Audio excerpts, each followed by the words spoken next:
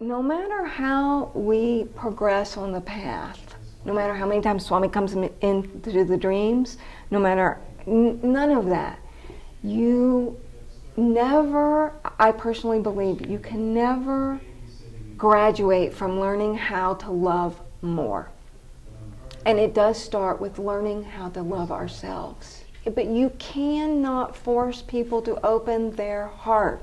Yeah. But if you speak from the heart and you're true to yourself, they will respond to authenticity. Yeah. So I'm learning now, I'm probably forever been learning, I'm not the doer. So then the next lesson becomes, which I think he begs me sometimes, give it to me, Parker. Turn it over, let go. I'm waiting, I'll take care of it, but not until you let go. Let go, honey.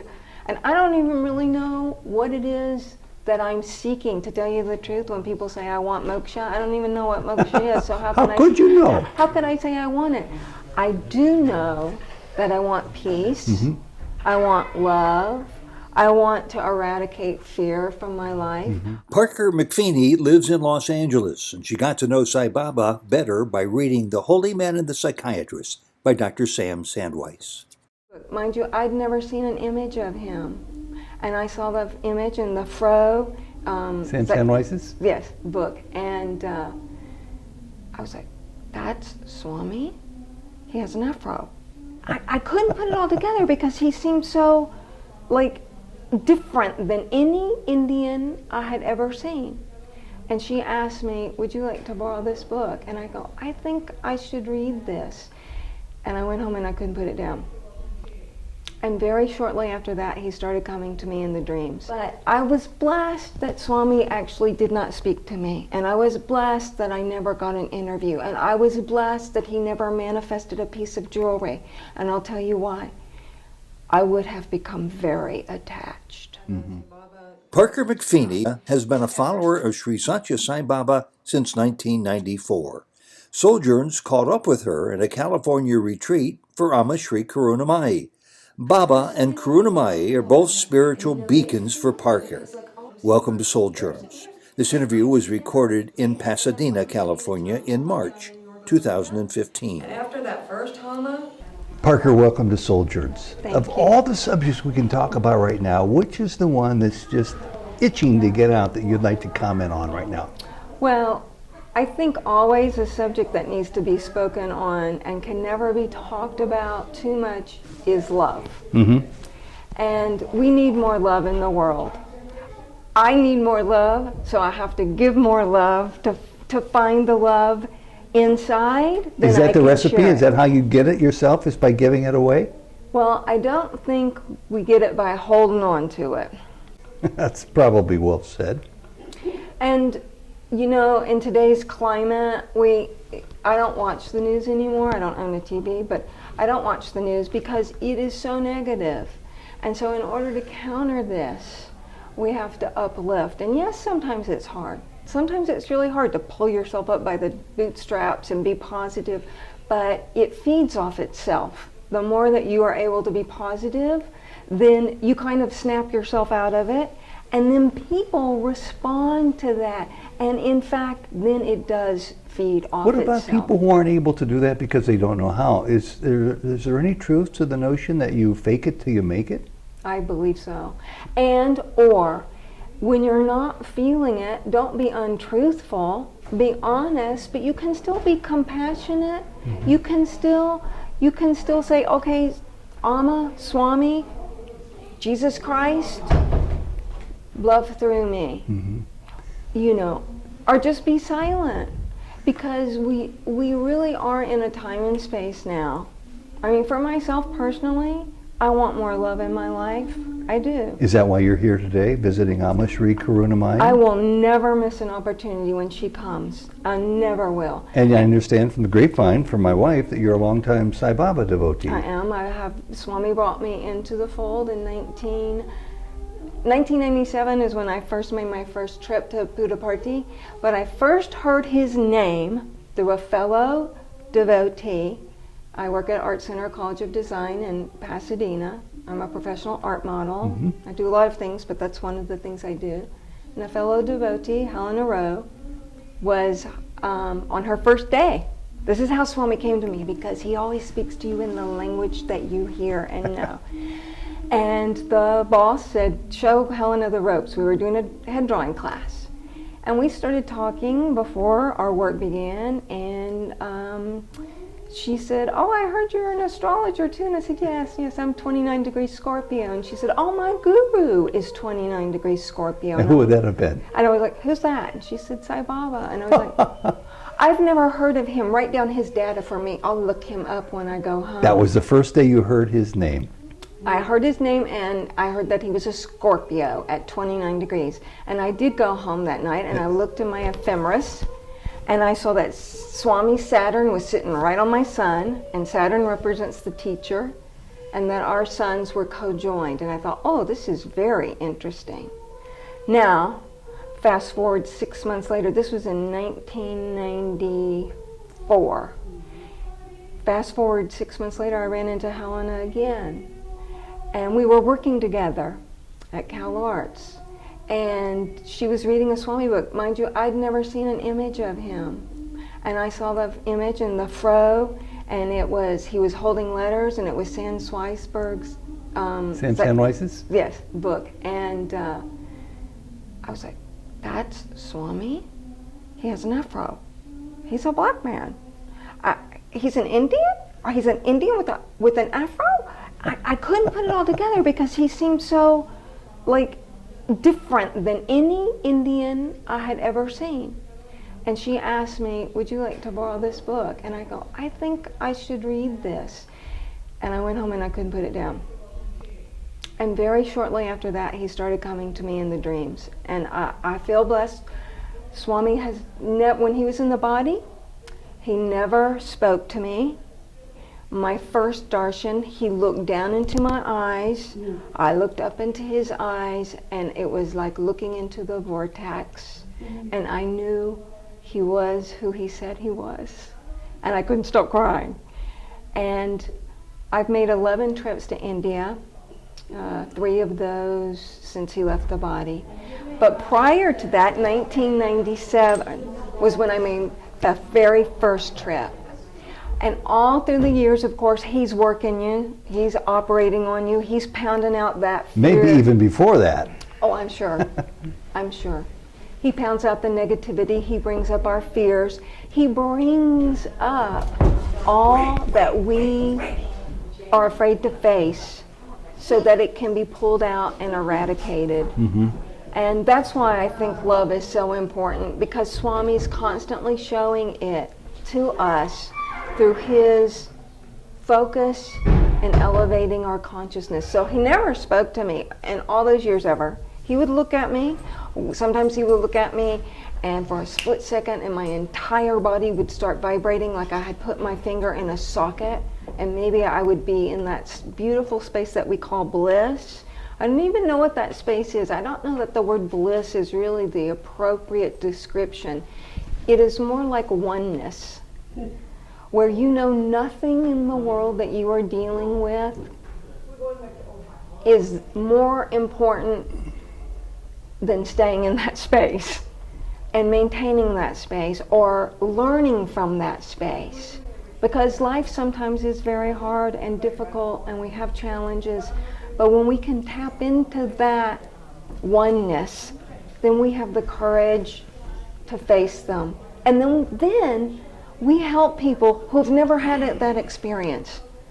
We can just help them by being peaceful and calm. They feel it, that just like we feel it. Why I came here to see Amma today. I knew that even if I'm not feeling top, throttle great, I'll feel better in her presence, because she is sending out love. That's what she says she's here for. And that's the only thing she says she's here for, which makes me wonder how many people don't recognize love within themselves. She's being a mirror for that.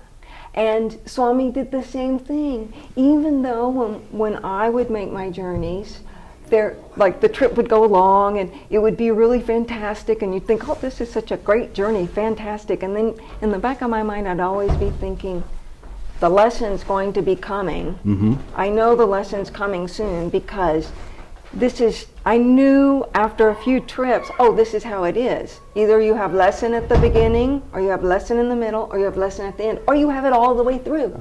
Or you don't see it until way afterwards. You come back, yeah. But I was blessed that Swami actually did not speak to me. And I was blessed that I never got an interview. And I was blessed that he never manifested a piece of jewelry. And I'll tell you why. I would have become very attached. And Did you feel this way at the time, or were you somewhat envious? No, I didn't feel the way at the time. You wanted something. You know, I had a joke going, and I told people, sit next to me. You'll get an interview. I won't. But I can guarantee you, if you sit next to me, you will get called. And because it happened so much. And I later realized, only a long time later, because you see, when I came to Swami, why I came to Swami is he called me, but I grew up in the South, and there's the strong Christian influence there, which is beautiful, but it never can be beautiful sometimes if it's not my way or the highway. If it's Christ consciousness, it's beautiful. It never occurred to me till I read that first book that there could be a living saint. They're always gone. They're always dead. Sure. Muhammad, Christ, all of them, Buddha. And I thought, wow, there's somebody on earth walking the earth that is exuding love. And Yes. I could maybe encounter them. And I did 3 years of investigation and videos and began going to a center. Originally, I didn't want to go to the center. I'm not really organized, religion-oriented or group-oriented. And yet the great camaraderie and the satsang and the... Have you ever gotten into your car and driven down I-5 to be with Sam Sandweiss, the author of that book? And I have not, but I every do. Thursday night for 42 years, he's been waiting for you to come. Actually, I can walk to the Glendale Center. Swami moved me to Glendale. I can walk to the Glendale Center, but I usually only go on the major festivals, and it's a beautiful center. So I still have a little bit of that. Not so keen on the organized religion. But you will come when the avatar is present, when Amma Sri Karunamayi shows up in Pasadena. Absolutely, I will not miss it. Because one of the main reasons is she does give us a B12 shot. She gives us a B12 shot of love. Is your B12 shot of love more today? Do you feel, I'm sorry for interrupting you. You know what she did to me today? Okay, so that I'm sitting there and I just want to preface this. The last 3 months have probably been one of the most stressful periods in my entire life. And my life has not been easy, like a lot of people on the planet, but I have been enduring an enormous amount of stress, which I won't bore you with the details. Lots of people are having stress these days. So I thought, I need to be around Amma. And I was sitting there, and then when I went up for my blessing, and she looked at me and she said, I want you to speak on women. I was like, I have no choice. I have to, yes, Amma, yes. And I thought, oh, what is happening? Okay, I don't have any idea what I'm going to say. Swami and Amma will have to speak through me.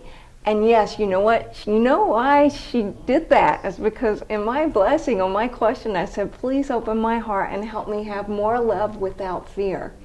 And so then what happened, came up out of my mouth, was about love. Because no matter how we progress on the path, no matter how many times Swami comes into the dreams, no matter, none of that, you never, I personally believe, you can never graduate from learning how to love more. And it does start with learning how to love ourselves. That goes right hand in hand with my theory that you could never get beyond the wrinkles in the fabric, the bumps in the path. They don't just go away because you've arrived at that magical place of self-understanding, so to speak. In fact, they almost seem to become greater in number and intensity.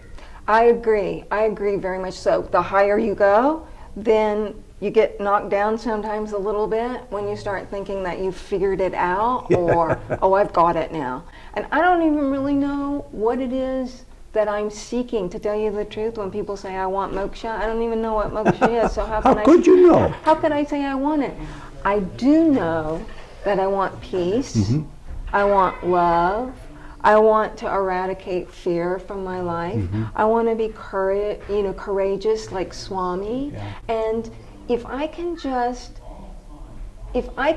spend the time that I'm on earth just practicing one of Swami's teachings or one of Amma's teachings, which is to make it a habit to think love or loving thoughts first and remove the tendency to be negative. Because it's ingrained sometimes when we come from difficulty or we go through a difficult spell, then we can get pulled back in and pulled down. And yet, like today, hearing other people's stories, and we were speaking about women and women's issues and how there's not equality. And it's not even so much about equality, because we are at the truth of who we are. One day we'll drop this body, and maybe I've had 5 lifetimes of being a man, and maybe a few lifetimes of being a cat, although I wouldn't mind coming back as my cat, I'll tell you that. But it's not so much to me about the equality as is it having higher levels of understanding how to pull the love that we know we are and live it. That's wonderful. I interrupt you only because I'm curious to know when Amma instructed you to speak about women, what you had to say. Well, I first, of course, said an internal prayer, please speak through me, since you asked me to speak. And I did think how funny it is that I'm actually a woman, but I have a man's name. So maybe I'm balancing the yin and the yang already. And maybe your previous 5 lives were that of being a man. Maybe. But then, ultimately, when I was up there speaking, it came to me, the thought came into my head, talk about your work. I'm a professional art model, 28 years, and I have to be very courageous, and I have to trust, and I love that work. And art is beautiful, and it brings beauty into the world. I'm a figure artist, art model, and a costume art model. But to be nude in front of young students and professional artists so that they can learn how to draw the figure, which is a necessity, just like a medical doctor needing to know anatomy, you have to trust humans.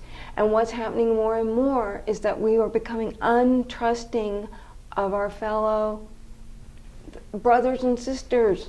Let me ask you a question off the wall about this. Did you ever have to become more trusting of people on a spiritual path who might sit and render perhaps a tiny judgment about your chosen field and your chosen path of spirituality? Yes. And I actually made a documentary about being an art model.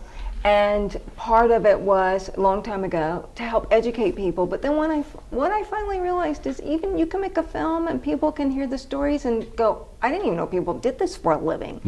But you cannot force people to open their heart. Yeah. But if you speak from the heart and you're true to yourself, they will respond to authenticity, even if they don't understand it. And I'm sure when I said, the word nude out there, I'm sure some people went, whoa, but she's wearing a sari, and she's here to see Amma. So, maybe I helped open the consciousness, or maybe I got judgment thrown at me. I don't know. Maybe that's part of it too, that when I judge somebody and I see that I'm judging them, then it's an opportunity for me to see that I have judgment. And as a spiritual seeker, I am supposed to eradicate those things. And it's never ending. There's always some little cobweb in the corner, or a big old piece of dust somewhere that we are trying to remove. So how do you suppose the answer from your own heart might be if somebody were to ask you today, as I am, how has Baba, how has Amma Sri Karunamayi, and all the other teachers you've opened yourself to, how have they transformed you? Oh, Amaji too. We don't want to.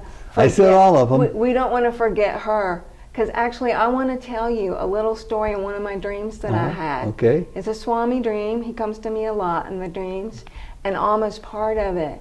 And this was in 2007, and I was having a really difficult time. I was going to have to move from an abode that I lived in for 16 years, and I was very attached to it. It was during the housing boom in LA, and I had great rent, and I don't make a lot of money, so I was, happy to be there, but I loved this home. It was my home. But Swami, this is how he has transformed me. The dream's going to tell you. Swami had a lesson for me, and this lesson was, you have to find the Om in the home. So I'm going to take your home away. So basically, he came to, I was stressing. I was going to have to move. I didn't know where I was going to move, how I was going to afford the rent, the whole thing. And, he turns it on hot for you. And he came in to me in the dreams. And in the dreams, I was at a long table, and there were a lot of people there, and he was in a yellow robe.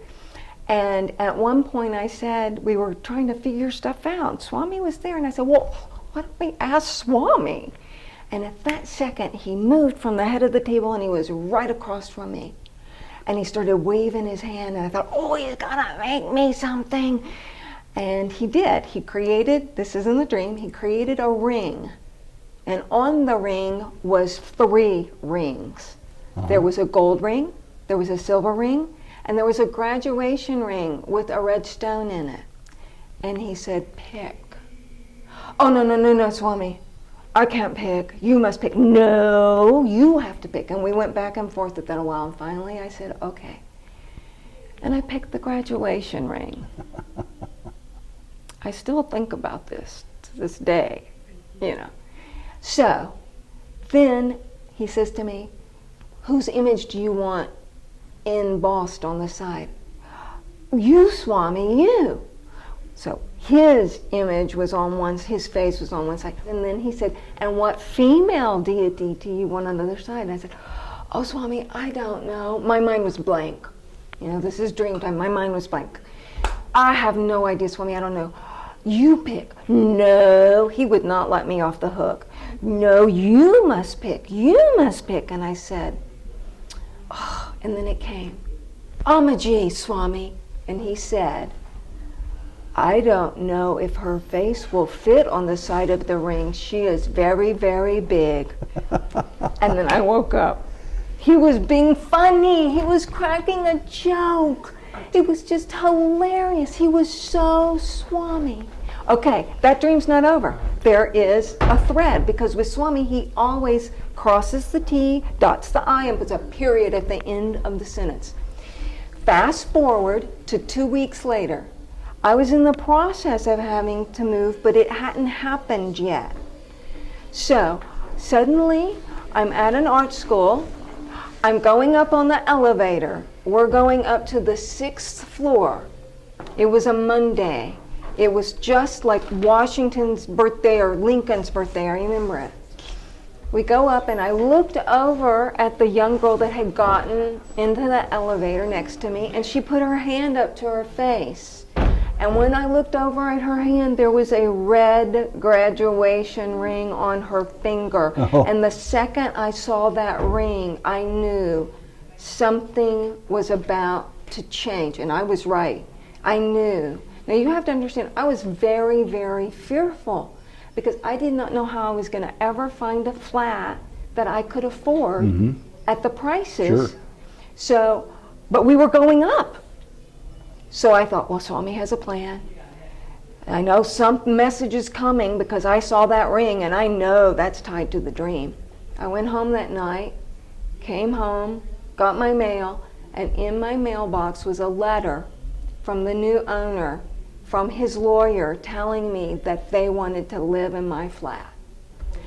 But I did not become totally freaked out because I knew I had had the dream.